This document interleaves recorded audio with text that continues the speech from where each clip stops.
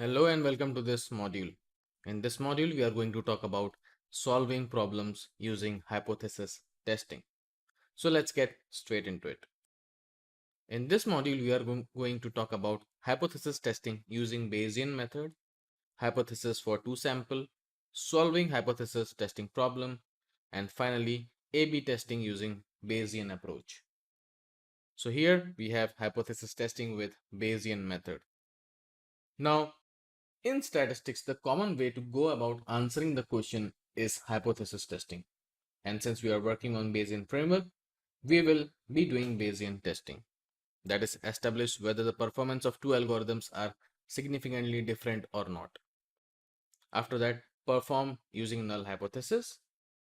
Compute the posterior probability of the null hypothesis and the alternate hypothesis. And then it has considerable advantages in terms of interpretability, general applicability. And finally, I will go with the null hypothesis. PH naught is equal to, let's say, probability as P0. And for alternate hypothesis, the probability is P1. And when I sum up, P0 plus P1 is equal to 1 because that is the maximum probability I can have.